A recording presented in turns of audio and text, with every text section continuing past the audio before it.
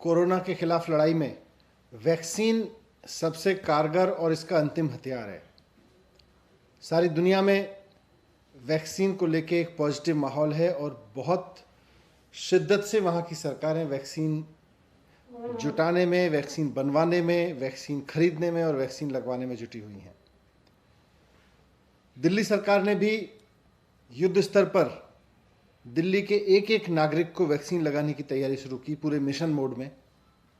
इसके लिए दिल्ली में स्कूलों में, डिस्पेंसरीज में, हॉस्पिटल्स में सारा मिला के 400 सेंटर्स तो बनाए गए युवाओं के लिए, जहां युवाओं को वैक्सीन लग सकती है। 18 से 45 साल के युवाओं को वैक्सीन लग सकती है इन 400 सेंटर्स पे। और 650 सेंटर्स बनाए गए 45 साल से ऊपर के लोगों के लिए। लेकिन केंद्र सरकार की बदइंतजामी की वजह से आज युवाओं के लिए बनाए गए सारे सेंटर्स बंद हो चुके हैं और 45 साल से ऊपर के लोगों के लिए जो सेंटर्स बनाए थे उसमें भी कोवैक्सीन के जो सेंटर्स थे वो अब बंद हो गए हैं। अब केवल कोविशील्ड के सेंटर्स वहां पे चल रहे हैं। और ये स्थिति केवल दिल्ली में नहीं है, पूरे देश में यही स्थिति है। वैक्सीन की बदइंतजामी का आलम यह है कि कई राज्यों में, कई जिलों में तो वैक्सीन के सेंटर शुरू ही नहीं हुए। युवाओं के लिए वैक्सीन का एक भी सेंटर शुरू नहीं हुआ कई राज्यों के कई जिलों में। और जहां शुरू भी हुए वहां बंद करने पड़ रहे हैं क्योंकि वैक्सीन अवेलेबल नहीं है। वैक्सीन क्यों अवेलेबल नहीं है? वैक्सीन कहां गई? मैं कई बार कह चुका हूं कि इसके लिए पूरी तरह से केंद्र सरकार जिम्मेदार है। आज अगर देश कोरोना की मार झेलने के लिए मजबूर है तो इसलिए क्योंकि केंद्र सरकार वैक्सीन का ठीक से मैनेजमेंट करने में पूरी तरह से फेल हुई है।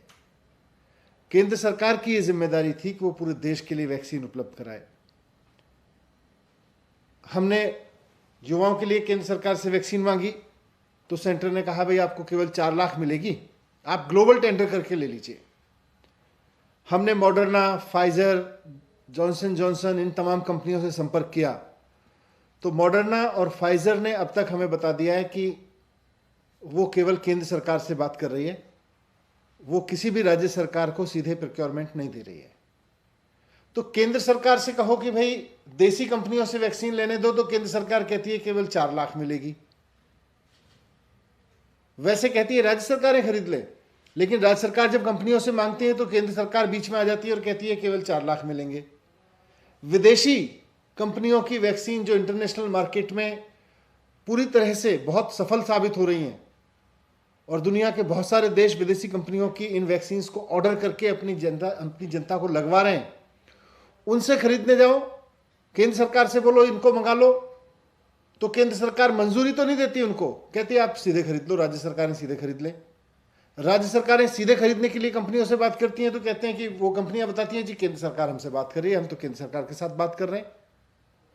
तो ये क्या मजाक बना रखा है वैक्सीन को लेके? ये गंभीर बीमारी है, पूरे देश के हालात गंभीर हैं। इस पे थोड़ा सा गंभीरता से विचार करें और गंभीरता से स्टैंड उठाएं। मैं कुछ अंतर्राष्ट्रीय स्थिति भी आपके सामने रखना चाहता हूं।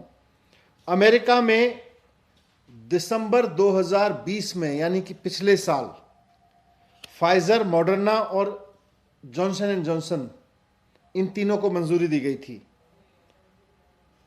उन्होंने पिछले साल दिसंबर में इन तीनों वैक्सीन को अपने यहां इस्तेमाल की मंजूरी दे दी थी। भारत सरकार ने ना अभी फाइजर को मंजूरी दी है, ना मॉडर्ना को मंजूरी दी है, ना जॉनसन एंड जॉनसन को मंजूरी दी है।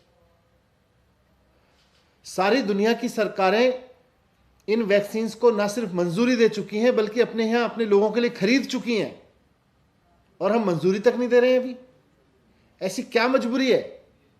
ऐसी क्या मजबूरी है कि हम केवल और केवल देश में बनी 2 कंपनियों की वैक्सीन के सहारे निर्भर हैं और वो भी आप उनको निर्यात किए जा रहे हो, आप उनको एक्सपोर्ट किए जा रहे हो, वो देश में उपलब्ध नहीं है। और जब राज्य सरकारें अंतर्राष्ट्रीय बाजार में जाती हैं तो वहां से पता चलता है कि देश में तो भी इन वैक्सीन को मंजूरी नहीं दी गई है।